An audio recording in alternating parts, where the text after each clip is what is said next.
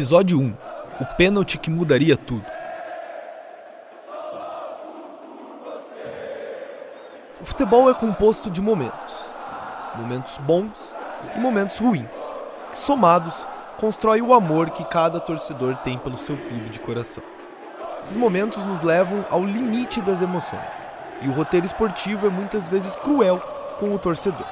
Aquele tão sonhado título que seu time ainda não conquistou, sendo tirado de você no apagar das luzes. O Guimarães ficou pelo caminho. Johnny Gonçalves ganhou. Vem o time do Runner metendo lá na frente. O goleiro do Atlético sai.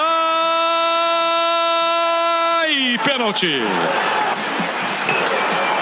Pênalti para o Júnior Barranquilla. O Santos saiu, foi esperto o jogador do Júnior.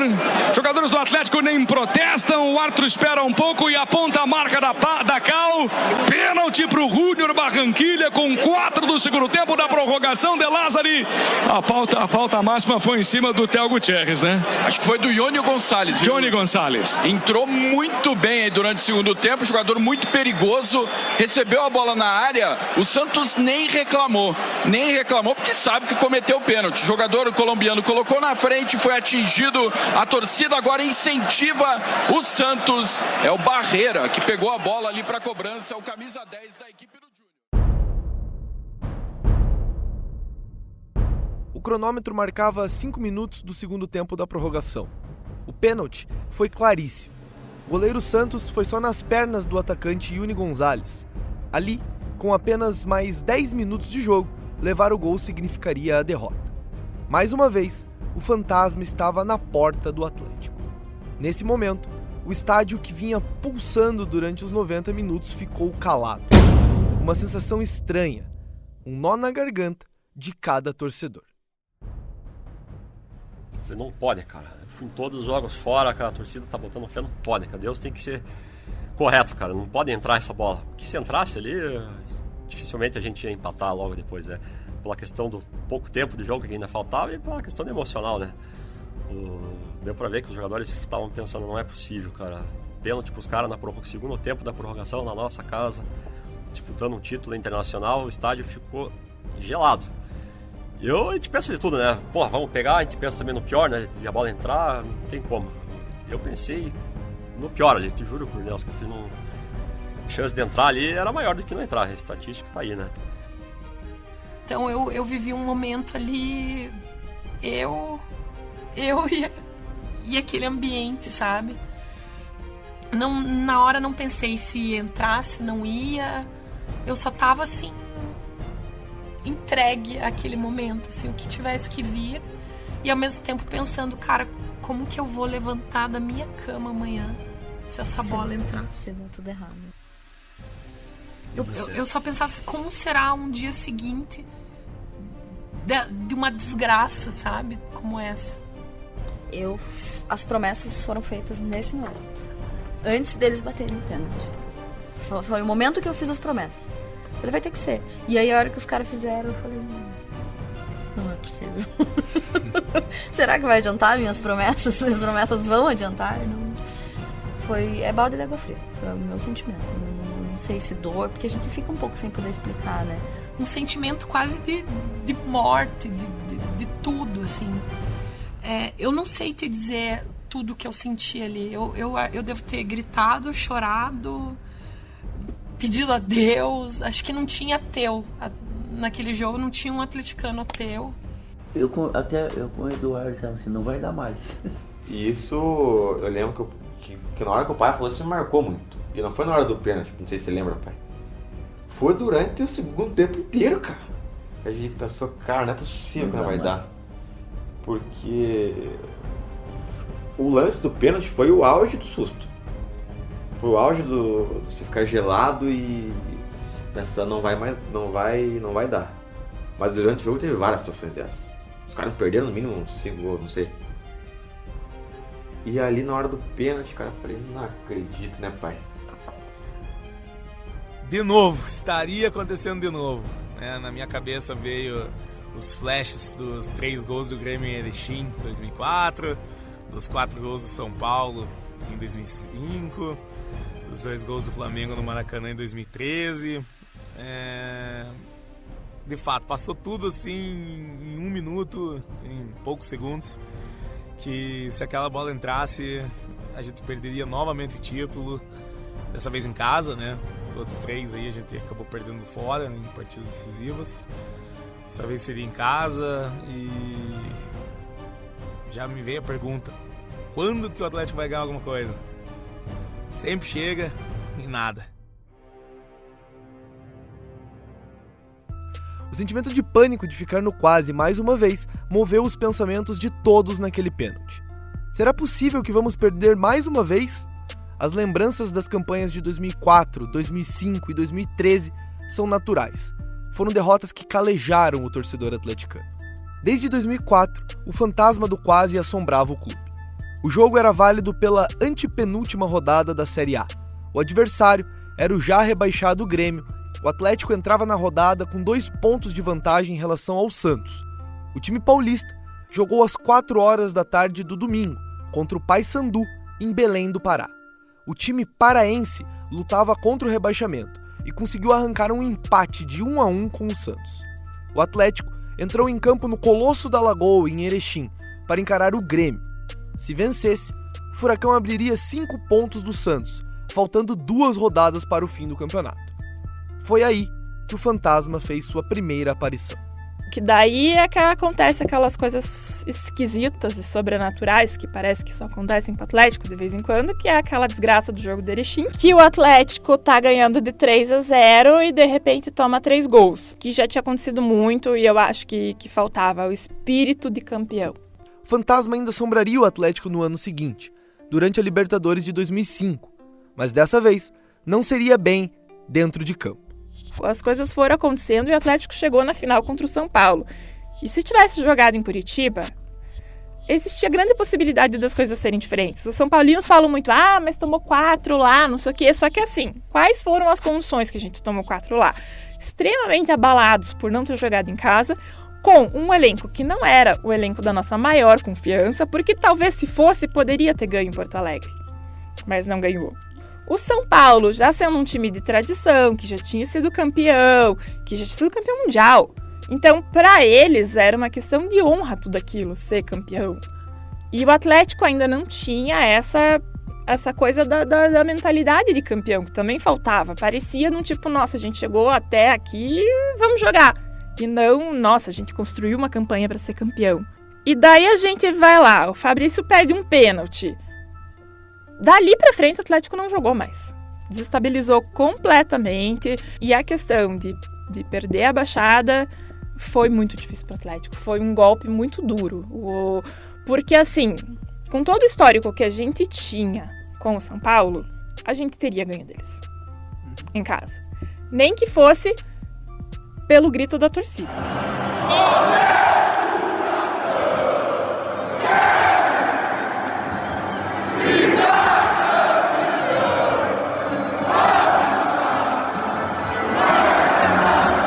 Os gritos que faltaram em 2005 sobraram em 2013. Mas dessa vez, o campo e a camisa do adversário pesaram mais.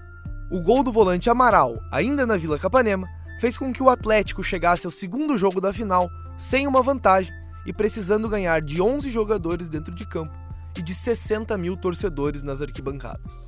Faltou, de novo, o espírito de campeão, de você chegar ali. Assim, também tinha o fato da gente não estar jogando em casa, a gente estava jogando na Vila Capanema, que também é um fator influenciador, que talvez estivesse na Baixada também as coisas, muita gente ficou de fora, porque tinha que habilitar e não sei o quê. Talvez se estivesse na Baixada, poderia ter um outro desfecho aquilo. E o Atlético se abateu completamente, se entregou pro Flamengo naquele jogo, assim, e o Flamengo passou por cima e foi campeão.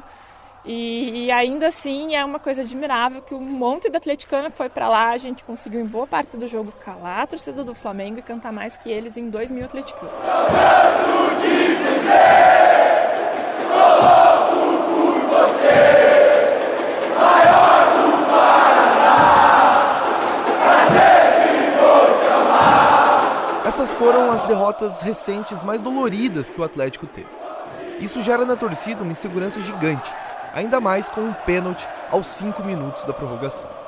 mas o futebol é feito de pontos de virada. Quando uma equipe desacreditada, em situação adversa, se vê vitoriosa por ter fé até o final, por acreditar que mesmo com aquele pênalti, o título ainda poderia vir. E essa fé não começou no momento do pênalti. Ela vem desde as derrotas de 2004, 2005 e 2013 e teve o seu primeiro e último capítulo na estreia do Atlético na competição, contra os argentinos do Newell's Old Boys. Aqui, torcedores que viveram na pele toda a caminhada da equipe vão contar os diferentes pontos de vistas e perspectivas. Uma família que tem o Atlético como fator de fortalecimento nas relações. Um grupo de mulheres torcedoras que faz do estádio o seu lugar preferido no mundo.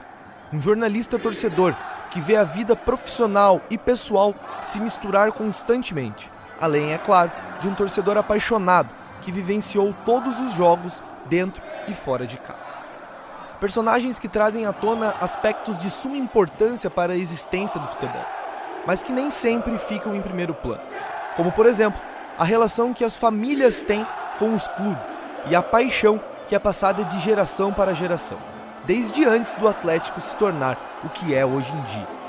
Ademir Tigrinho e Eduardo Tigrinho são ótimos exemplos de como o futebol pode marcar a história de uma família por gerações. O amor pelo Atlético começou pelo meu pai. Meu pai era cônsul do Atlético em Campo Largo, era uma pessoa que ele não tinha cultura praticamente, e ela não entendia de futebol, mas amava o Atlético. Se você perguntasse para ele quem que é o lateral direito, ele não sabia o que é lateral direito. Ele sabia que eu jogava de Djalma Santos certa época, né? Então ele não entendia nada, mas gostava muito e exigia que a gente respeitasse o Atlético. Acho que é marcante para nós que o meu avô, Antônio Borges Tigrinho, ele foi o sócio número 0001 do Atlético, né? Então é algo que a gente tem a carteirinha até hoje, meu primo tem, e é algo que dá orgulho pra gente assim, né, pai? Sim. Foi um grande atleticano. Inclusive quando ele faleceu, a capa do jornal de Campo Largo era Campo Largo perde o maior dos atleticanos, né? Então é algo que evidencia, né, da onde que veio o amor do meu pai pelo Atlético, o amor que meus tios têm pelo Atlético, que foi agora para a terceira geração, para a quarta geração, que é o Bernardo, a Letícia, aí, que são os bisnetos do Antônio Borges Tigrinho. Para a família Tigrinho, o Atlético é mais do que um time. O Atlético é tudo que importa. Para nós, é tudo. É tudo. A gente fica num troço mais chato quando não tem jogo do Atlético. Não tem assunto? Não tem assunto, se não tem onde ir. Né? O meu pai dizia, não me convide para aniversário, dia de jogo do Atlético. E se for para morrer um amigo meu, que não morra dia de jogo do Atlético. Ele falava isso. Então o Atlético é tudo. Para mim é tudo. E cara, assim, se a gente pegar a porcentagem dos assuntos que a gente fala, talvez seja 60% de futebol. Acho que é. Desses 60%, 55% Atlético e 5% secando todo o resto. Entendeu? Secando, torcendo. Então o que acontece? A gente chega num almoço de família, às vezes com os tios, é Atlético que a gente vai falar. A gente vai conversar do Atlético. Pô, como é que tá a sua empresa, o trabalho? Pô, tá muito bem. Pô, mas o Atlético vai trazer tal cara. Entende? Faz parte dos assuntos. Mas é um complemento da família, cara, porque desde que eu nasci, cara, a gente vai na Arena da Baixada. Então é um lugar que é uma segunda casa, a Arena da Baixada pra gente. Se para a família Tigrinho o Atlético fortalece os laços, para o jornalista e torcedor apaixonado Juliano Oscar Lorenz, o Atlético extrapola a paixão e se torna profissão. Bom, o Atlético representa para mim tudo. Hoje em dia eu vivo em função do Atlético, né? Eu trabalho, graças a Deus, com jornalismo e com o Atlético, que são as minhas duas paixões. Eu respiro o Atlético 24 horas por dia. É algo assim que eu fico feliz que eu não vou perder nunca, né? O Atlético vai continuar existindo mesmo sem mim, e vou morrer e o Atlético vai estar aí. E eu espero que continue representando tudo isso que representa para mim. Amizades, trabalho, diversão, lazer, entretenimento. Juliano é conhecido entre os torcedores do Atlético como Fusca e também é sócio do maior veículo de comunicação não oficial que a torcida do Atlético tem hoje em dia, a Threads. O projeto começou como um canal no YouTube e hoje é, com toda certeza, o portal de notícias exclusivamente do Atlético mais acessado pelos torcedores. O portal Threads foi lançado no dia 7 de dezembro de 2018 e foi um sucesso. Como a gente lançou e a gente já tinha uma certa credibilidade por causa do canal no YouTube e também das redes sociais, né? O site veio já com muita credibilidade na torcida atleticana, né? Então a gente conseguiu fazer uma cobertura bacana. Hoje a gente já faria uma cobertura melhor do que a gente fez, né? Porque a equipe também cresceu, mas foi uma cobertura ali com a experiência que a gente tinha. Deu para ser bem feita, foi bem acessada, foi bem elogiada, né? E a gente está sempre procurando fazer mais, né? Por isso que a gente tem uma equipe aí, hoje em dia são 13 jornalistas, né? Os mais colunistas que nos ajudam, né? Sempre tentando evoluir para que a gente possa, numa eventual final aí de Libertadores ou de Copa do Brasil, quem sabe, fazer um trabalho ainda melhor, né? Fazer uma cobertura ainda mais completa dos jogos aí para o torcedor. Se para alguns o clube de coração é uma profissão, para outros ele é quase que uma religião. Algo que não sai da cabeça dos torcedores nunca. A camisa do Atlético não põe como se fosse uma segunda pele. Minha roupa de guerra, cara. A gente faz tudo por esse time, cara. A gente é atleticano desde criança. Pô, a maioria, tem gente que vai no decorrer aí até mais tarde. Mas o fato de estar presenciando o Atlético de forma intensa nos últimos anos aí, parece que a paixão só vai aumentando.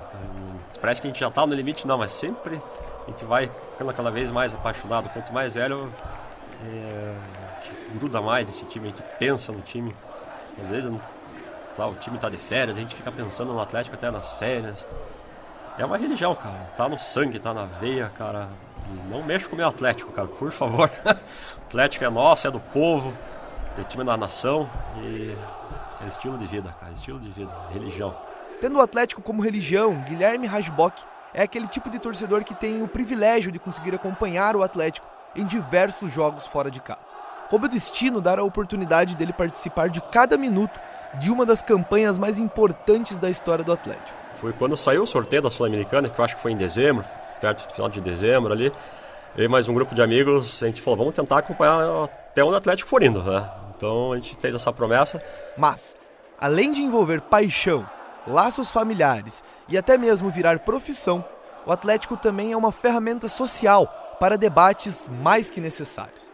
Por isso, as atleticaníssimas são a voz feminina nas arquibancadas da arena. Elas provam que lugar de mulher é sim dentro de campo, torcendo, vibrando e se emocionando. Daiane Luz é uma das primeiras atleticaníssimas e ela explica como tudo começou.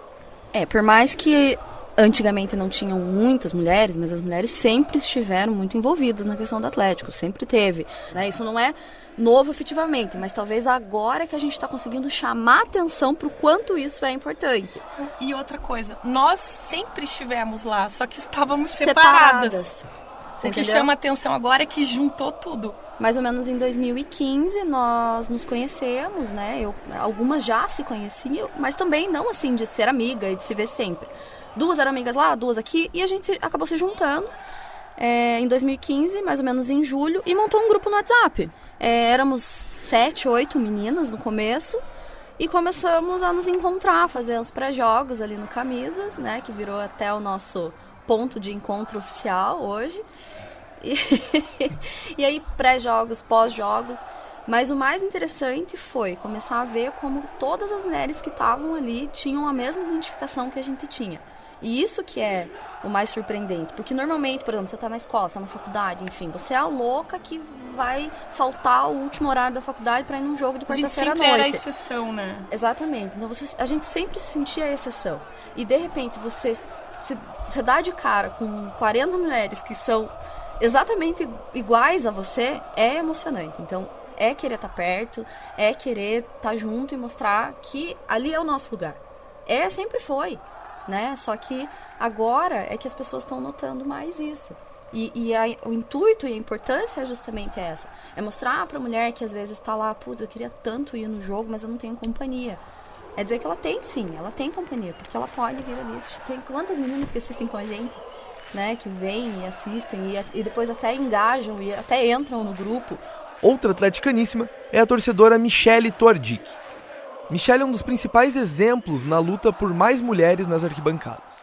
Ela explica qual a importância desse movimento chamado Atleticaníssimas para a inclusão completa das mulheres dentro dos estádios. Apaixonada pelo grupo, assim, acho que ele surgiu de uma forma muito despretensiosa.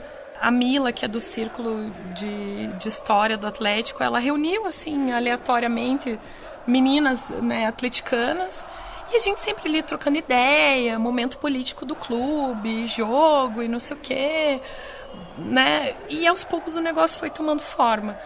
E realmente os laços ali foram cada vez mais se fortalecendo e a gente foi sentindo uma necessidade de trazer mais meninas. Aos poucos a gente vem sendo também procurada, eu quero fazer parte, eu quero ser uma atleticaníssima. E a gente sempre fala, cara, vem aqui pra gente conhecer você e vamos se entrosando, que vai acontecer natural. E hoje, assim, eu vejo a visibilidade que a gente nunca buscou e tá tendo, sabe? E a gente quer reverter isso pra essa causa da mulher no estádio mesmo, sabe? Eu acho que a gente não precisa nem erguer a bandeira. O nosso exemplo de estar ali na arquibancada, naquele fronte, ajudando o time, ajudando o clube, é fantástico. A Mila, citada pela Michele como a responsável pela criação do grupo de torcedoras, é também a autora do livro Arena da Baixada 100 anos e voz da história atleticana neste projeto. Ela conta de onde veio essa paixão pelo clube. Meu pai sempre foi uma pessoa fanática por futebol, sempre gostou de futebol e começou a ir aos jogos e me levar, eu e meu irmão, eu com 2 anos e meu irmão com 9 meses, no nosso primeiro jogo em 82. Então, desde então, a gente começou a frequentar o estádio e enquanto existiu ali a velha Baixada até 85, ele nos levava praticamente todos os jogos.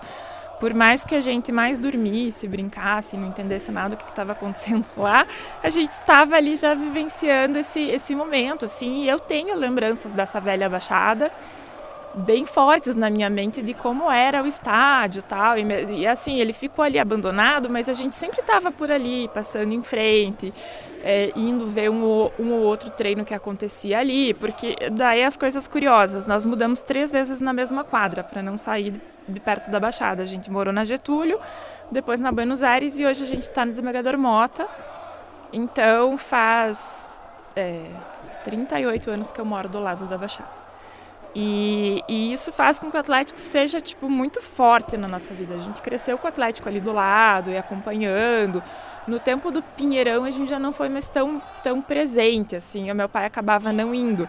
Mas assim que o estádio voltou, aquilo voltou com toda a força pra gente e essa presença. E daí, por eu gostar muito de história, de saber da onde as coisas vêm, de onde surgiram, esse contexto de realmente entender a questão do clube, tudo. Eu li o primeiro livro do professor Heriberto sobre o Atlético e daí fui atrás de conhecer o professor Heriberto. Quando conheci o professor Heriberto, a gente começou a meio que trabalhar juntos. Nas férias da faculdade, eu ia escanear as fotos do Atlético para ele, porque ele não sabia, não tinha quem fizesse isso, e com isso, assim, eu ia lá e ele me contava a história, e cada vez eu me apaixonei mais pela história, fui pesquisar mais. O professor Heriberto, citado pela Mila, foi convidado a participar do podcast, mas gentilmente recusou por problemas de saúde.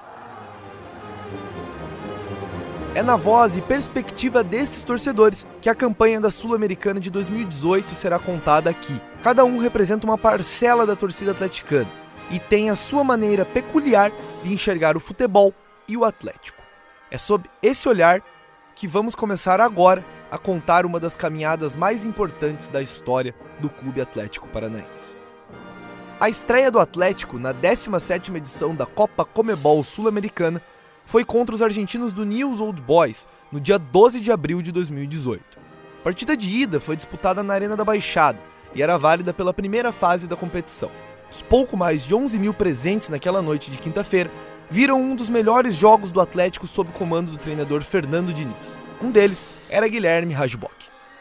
Foi o melhor primeiro tempo, o melhor jogo que o Diniz fez. O Atlético fez no comando do Diniz. O Atlético jogou sobre uma orquestra ali impressionante, cara.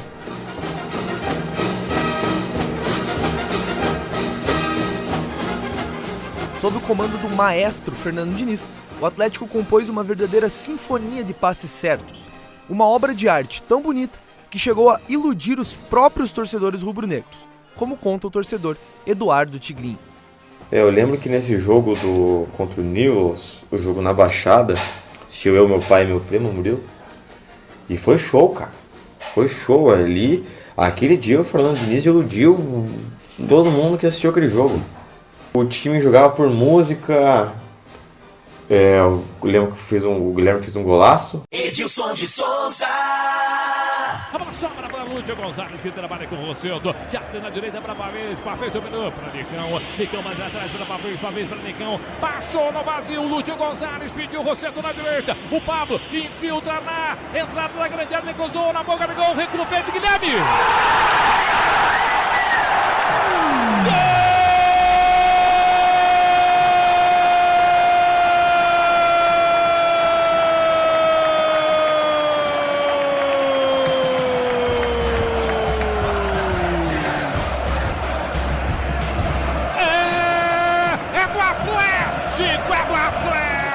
É do Atlético! Jogada envolvente no Furacão, de pé em pé de um lado pro outro, até que de repente pinta o cruzamento do Lúcio Gonçalves, passa por toda a zaga do Newell's Old Boys, a bola sobra na linha de fundo, vem o recuo pro Guilherme, que fecha, mete o pé na bola pra dentro do gol. Jogados 36 minutos do primeiro tempo, para começar uma goleada, para quem sabe fazer uma goleada histórica nessa noite de futebol aqui na Baixada.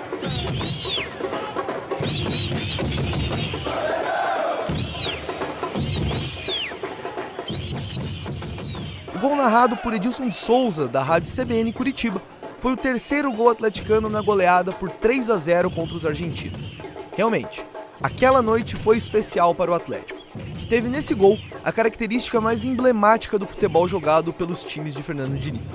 Uma troca de passes envolvente entre todos os atletas. Quem balançou as redes foi Guilherme, mas o tento certamente foi coletivo. O narrador Marcelo Ortiz, da Rádio Banda B, definiu o gol e a partida como um passeio rubro-negro.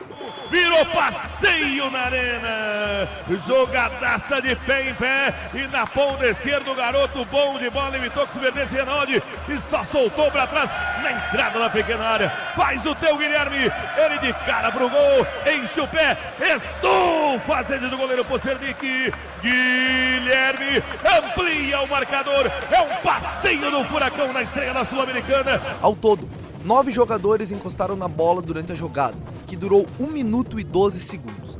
Apenas o atacante Pablo e o volante Camacho não participaram de nenhum dos 28 toques. Contra o Newell's, as boas ideias de jogo do técnico Fernando Diniz funcionaram com perfeição e a equipe teve números impressionantes. Foram 662 passes tentados, sendo 621 certos e apenas 41 errados. Com 93% de precisão e 66% de posse de bola, o domínio e, consequentemente, a vitória foram meros detalhes dentro de um espetáculo de partida atleticana. O número de finalizações das duas equipes explica bem o domínio rubro-negro. Enquanto os argentinos chutaram 3 bolas, o Atlético finalizou 23 vezes. Para o jornalista Juliano Oscar Lorenz, aquela partida pareceu que o Atlético estava entendendo a metodologia do treinador, visto o tamanho da superioridade que teve durante os 90 minutos. Não, esse jogo foi muito importante, né? Primeiro de tudo, o início da caminhada era um momento de uma grande fase do Fernando Diniz ainda no Atlético, né? Principalmente nesse primeiro jogo, o 3-0. A gente jogou realmente por música contra o Newell's Boys. Foi 3-0 e poderia ter sido até mais na Baixada. né? Realmente a equipe parecia estar entendendo, né, o sistema tático do Diniz e realmente ela teve várias variações ali dentro dos 90 minutos. Os argentinos ficaram perdidos mesmo, né? E, como eu falei, o resultado poderia ter sido até maior. O jogo também marcou o começo da boa fase de alguns jogadores, como o atacante Pablo, que fez o primeiro dos seus 6 gols na competição nessa partida. As torcedoras Daiane Luz e Michele Tuardic acreditam que esse momento foi o grande ponto de virada do jogador dentro do elenco atleticano. Eu senti que acho que o Pablo parece que começou a crescer a partir desse jogo, do 3-0. Parece que ele foi uma virada pra ele também. Porque eu não consigo lembrar de antes, sabe? É que o Pablo vinha num momento complicado, de problema familiar, né? E eu acho que para um jogador na posição dele, quando ele desencanta, quando ele marca, o empoderamento vem, né? E numa competição internacional pode ser que tenha realmente sido um start. Realmente, Pablo vinha de um mau momento em 2017, com problemas familiares que frearam a sua evolução após um ótimo Brasileirão de 2016, sob o comando de Paulo Autuori. Mas em 2018, a história foi totalmente diferente. Jogando como centroavante, sua posição de origem, Pablo se encontrou e voou baixo na temporada. Naquela noite, ele abriu a sua caminhada rumo à redenção, marcando o primeiro gol do jogo. Guilherme Chuchu virou o segundo atrás, de cabeça, Pablo! É rede! Atlético!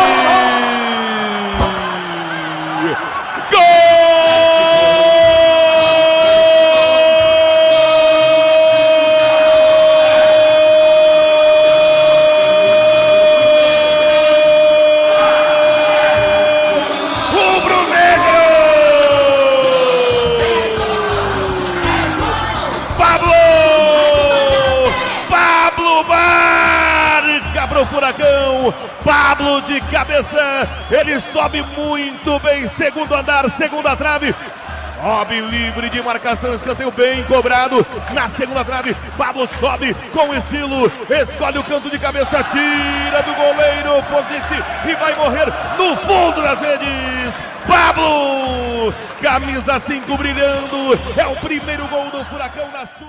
O número na camisa de Pablo representa essa sua recuperação. O atacante escolheu a não usual camisa 5 para homenagear o seu pai, que quando jogava bola usava essa numeração. A camisa deu sorte para o atacante, que foi artilheiro da equipe na competição. Nicão foi outro jogador que esteve bem naquela noite e fez o 2-0 alguns minutos após o gol de Pablo. O Atlético vem com o Nicão para a perna esquerda, bateu!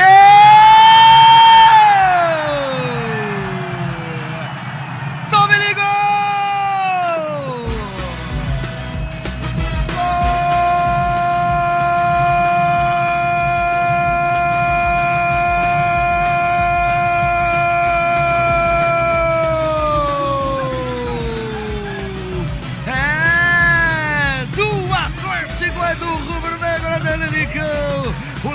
Para ele na direita, com calma, com tranquilidade, olhou pro gol, viu o posicionamento do goleiro, buscou para a perna esquerda que é boa, meteu uma bomba contra a meta do goleiro Porcelic e explode em alegria o torcedor rubro-negro pela segunda vez, na marca de 31 minutos de bola rolando, é o primeiro tempo de jogo, é a segunda festa do torcedor da Arena. O primeiro jogo praticamente classificou o Atlético, que ainda teve um gol anulado no segundo tempo. Na coletiva pós-jogo, Diniz também endossou o coro de que aquela tinha sido a melhor partida do Atlético até aquele momento no ano. De fato, foi a melhor partida do Atlético. Eles conseguiram reproduzir muitas coisas que a gente já tem feito em treinamentos e com uma constância maior. Fruto de muito trabalho, porque para se jogar assim a gente acaba trabalhando muito mais do que uma equipe tradicional e hoje eles conseguiram aplicar muito bem no jogo. Muito se fala sobre a parte tática nos trabalhos do treinador. Suas equipes são conhecidas por serem muito corajosas, buscando o domínio do jogo pela posse de bola. Mas para o técnico Fernando Diniz, não é a parte tática que define um bom time, e sim a maneira como os atletas lidam com o trabalho. O jogo de futebol, as pessoas elas se atêm muito à questão tática, né? Então, sempre quando as pessoas associam o meu trabalho a um trabalho de médio e longo prazo, mas eu sou um cara que trabalha para ter muito resultado no curto prazo. A parte tática é um elemento do futebol, não é o único elemento do futebol. E ele, para mim, também não é o mais importante. O mais importante é você ter a capacidade de interagir com os jogadores, saber se doar e extrair dos jogadores o máximo. Então, a minha dedicação nesse sentido ela é sempre muito grande, que é uma coisa que eu adoro fazer. Conseguir mobilizar os jogadores e mostrar que a gente pode fazer mais juntos. A gente criar um time diferente, um time de verdade, que as pessoas consigam vir para o trabalho com um grau de estima elevado e sentir prazer de estar ali. Quando a gente consegue fazer isso, as outras coisas acabam fluindo com mais naturalidade. Mas resumir ao futebol a parte tática, física e técnica, eu acho que a gente acaba perdendo o melhor do jogo. Realmente, Fernando Diniz tem razão. Não podemos reduzir o futebol simplesmente à tática. Mas, como ele mesmo aborda, o treinador precisa saber mobilizar os jogadores para deixá-los à vontade em desempenharem funções diferentes das suas origens. Para Eduardo Tigrinho, o treinador é bom e o time conseguiu ter algum êxito, mas quando o treinador começou a improvisar jogadores, a mobilização foi por água abaixo. Eu senti que ele começou bem, porque nós passamos alguns apertos ali na Copa do Brasil, né? Não foram jogos, acho que a gente enfrentou o Caxias, se não me engano, Caxias, depois Ceará, que foram os pênaltis, mas tiveram alguns jogos em que a gente falou, pô, esse cara é bom. Que foi contra São Paulo, na Copa do Brasil, e esse jogo contra o Newell's. Mas aí desandou, cara. Aí eu tenho certeza que ele foi o treinador que me deixou mais bravo no estádio de futebol, assim, mais puto mesmo, assim. Porque era muita invenção. Tinha jogos onde nós tínhamos 3 zagueiros e 2 zagueiros eram volante. Né? A gente pegava Bruno Guimarães para ver, eram zagueiros. Então acho que é aí que ele perdeu um pouco. Né, o jeito que as coisas foram. Desde que chegou ao clube, Fernando Diniz não parou de improvisar atletas em posições que não eram as suas de origem. Nesse jogo contra o Newell's, a equipe entrou num 3-4-3 que contava com Santos, Pavés, Paulo André, Thiago Heleno, Matheus Rossetto, Camacho, Lúcio e Renan Lodge, Nicão, Pablo e Guilherme. O volante chileno, Esteban Pavés, só atuou como zagueiro enquanto era comandado por Fernando Diniz. E o também volante Matheus Rossetto jogou a maioria dos jogos como lateral direito. Michele concorda que as improvisações do treinador foram um ponto crucial para ele perder a confiança do elenco e, como consequência, o time ficou previsível dentro de campo. Cara, eu sinceramente acho que uma das coisas que mais me irritavam no Diniz era a improvisação. Eu gosto de atuar ali aonde eu manjo do negócio, entendeu? Se eu fosse jogadora e todo jogo eu tivesse jogada em qualquer posição ali, onde eu não é o meu melhor, não é a minha chance de melhor performance, eu começaria a ficar desanimada. Eu acho que talvez ele tenha perdido um pouco de elenco. A partir do momento que os outros times eles começam a pegar o jogo dele, quando consegue amarrar a tática dele, ele não sai daquilo. Fernando Diniz chegou ao Atlético no dia 3 de janeiro, um dia antes do elenco principal se apresentar para a pré-temporada. O treinador veio como plano B do Atlético, que chegou a negociar com o holandês Clarence Seedorf, mas ouviu um não do europeu. Ele era treinador do Guarani quando recebeu a ligação de Mário Celso Petralha. A relação de Diniz com Petralha pode ser considerada amor à primeira vista. Desde a sua entrevista de apresentação para o canal oficial do clube no YouTube, o treinador demonstrou que tinha uma afinidade grande com o mandatário atleticano. O que eu espero é que a gente dê muito certo, mas a gente já está dando certo. Desde o primeiro contato do presidente, a gente teve uma afinidade muito grande. É um clube gigantesco e eu vim aqui para trabalhar muito e contribuir para o sucesso do clube. A confiança de Petralha em Diniz foi tamanha que o treinador não era somente o técnico da equipe principal, mas coordenador geral de futebol no clube, trabalhando também com as categorias de base e implementando a sua filosofia de jogo em todo o Atlético. Antes da partida contra o Newell's, Fernando Diniz comandou o Atlético em 5 oportunidades, tendo vencido 2 e empatado 3. Todos os jogos foram válidos pela Copa do Brasil, já que o Atlético disputa o Campeonato Paranaense como uma equipe de jogadores sub-23. O jogo de ida contra o Newell's foi um indicativo de que o casamento Atlético-Diniz iria dar muito certo. Contudo, a sequência do ano não foi tão boa assim. Entre o jogo de ida e o jogo de volta da primeira fase da Sul-Americana, foram disputadas 4 partidas pelo Campeonato Brasileiro. e uma pela Copa do Brasil. Com apenas uma vitória atleticana por 5-1 contra a Chapecoense na abertura do Brasileirão, 3 empates e uma derrota. Ao contrário da partida disputada na Arena da Baixada, na volta, o Atlético passou por um sufoco contra os argentinos. Mesmo tendo uma vantagem gigantesca de 3 gols, a classificação só veio com tranquilidade aos 40 minutos do segundo tempo, quando o Nicão diminuiu uma vantagem de 2-0 que o Newell's construiu durante o jogo. Porém, o grande destaque que a torcida atleticana dá para a partida foi com relação aos torcedores do Newell's Old Boys e a maneira como eles empurraram o seu time, como conta a torcedora Daiane. A torcida do Newell's, eles já tinham mostrado aqui que eles eram sensacionais. Aquela torcida deles, assim, com as nossas cores, né? Então a gente acabava vibrando junto, assim, com a vibração deles.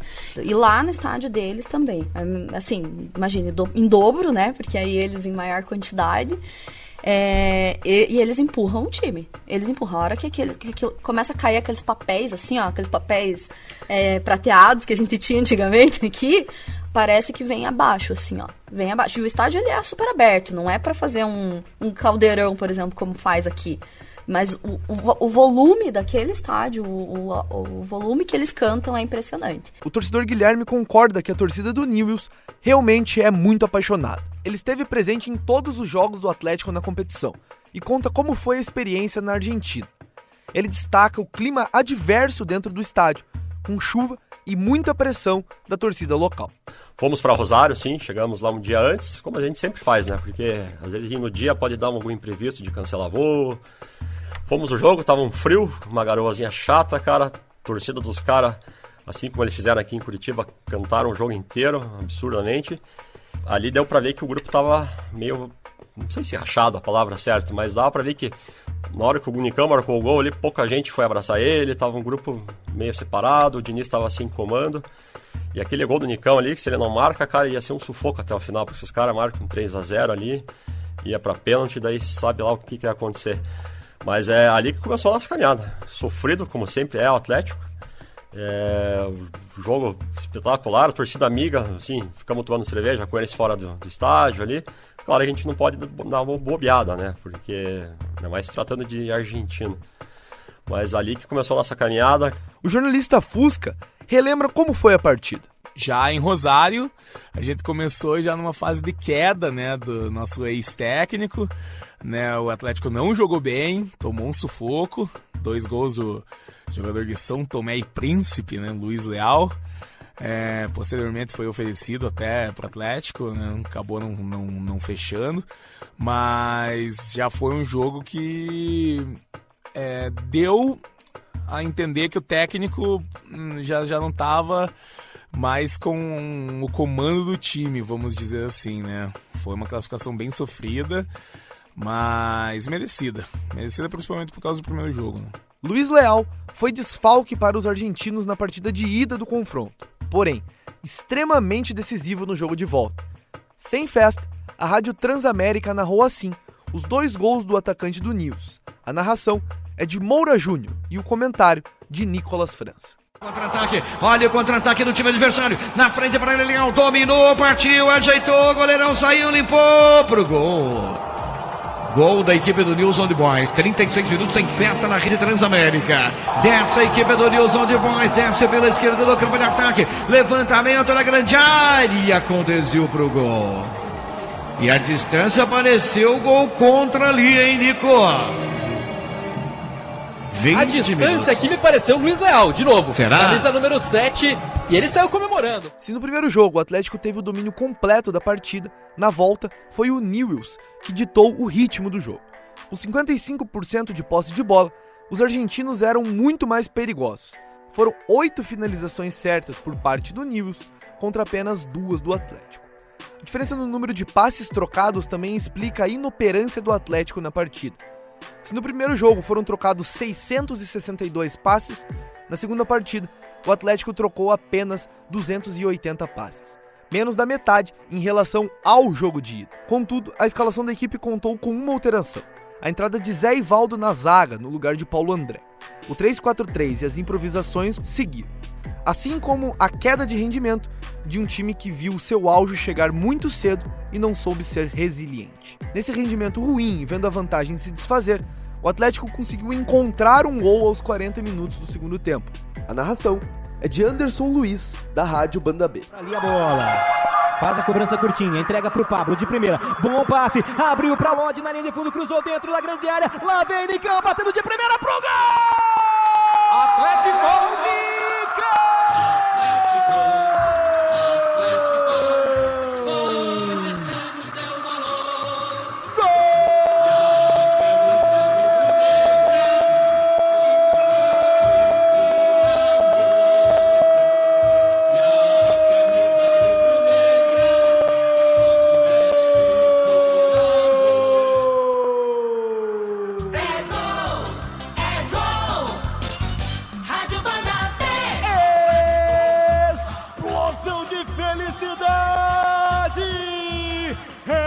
Atlético, Furacão da Baixada, Nicão! Jogada toda pela esquerda, o Veiga bate ali no Pablo, de prima, 3 dedos, de costas, ele enfia pro Lodi, que leva na linha de fundo, levanta a cabeça e rola pra Nicão, de primeira, pé canhoto, bateu rasante, no cantinho esquerdo do Nestor Ibanez, que nada pôde fazer. Fernando Diniz valorizou a classificação, mas admitiu que sua equipe teve falhas e precisou alterar a maneira de jogar para conseguir se classificar. Então, na prática, o mais importante foi a classificação, né? Então, na prática, a gente está feliz pela classificação, perder nunca é bom, e nós tomamos 2 gols e nas que a gente tinha mapeado e tinha treinado a equipe para jogar dentro das nossas características quando fosse possível, mas não descuidar do contra-ataque. O jogo no segundo tempo ele mudou um pouco, eles acabaram fazendo o segundo gol e a gente teve que saber se defender bem e conseguimos nosso gol no final e poderíamos ter empatado no último lance ali com o Rafael Veiga. Mas o mais importante foi a classificação, como eu disse no início.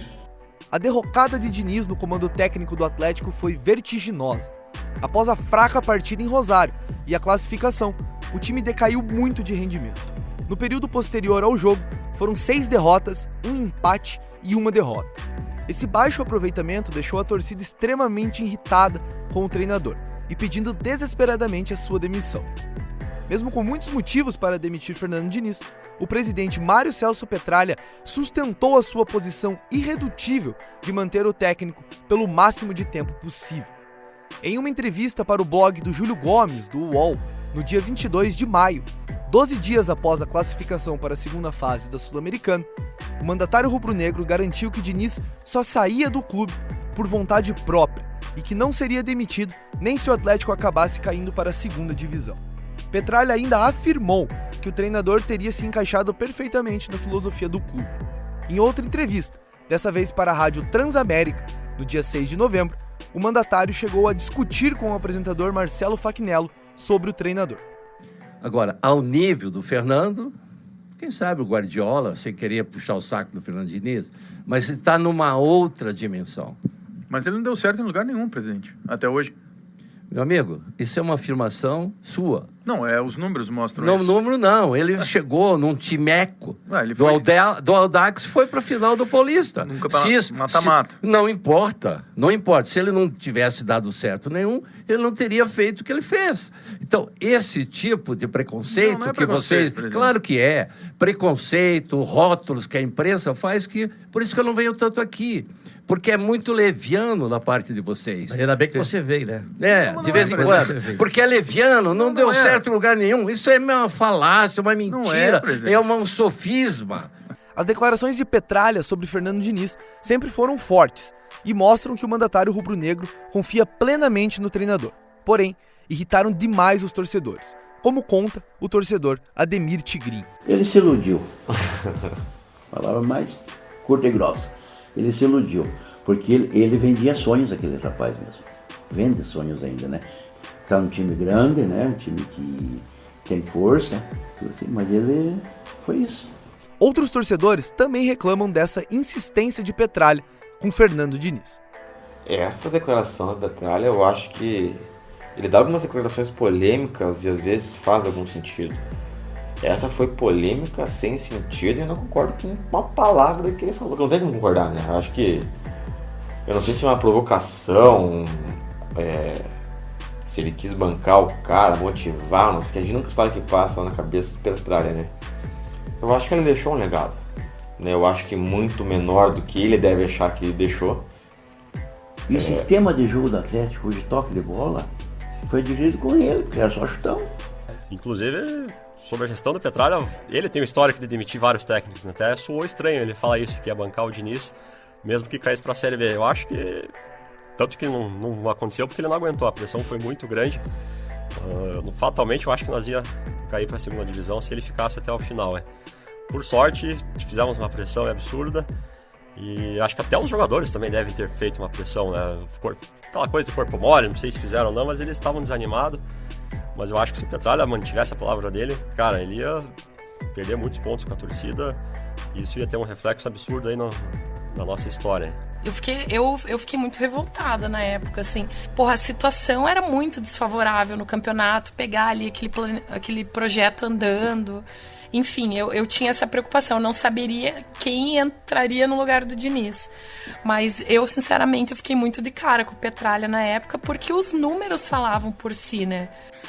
O Fernando Diniz se adaptou ao modelo do Petralha, né? Ao modelo do Atlético em uso, né? Que são ideias visionárias, vamos dizer assim, né? O Mário Celso Petralha não pensa muito no hoje, e sim no amanhã, né? Então, provavelmente o Diniz era o técnico do amanhã, não do hoje, né? Isso acabou afetando um pouco o julgamento dele no momento que o time estava em declínio, né? Se não fosse a pausa da Copa do Mundo, talvez o Atlético tivesse um ano muito pior ano passado, né? Muito se fala em um legado deixado por Fernando Diniz no comando do Atlético.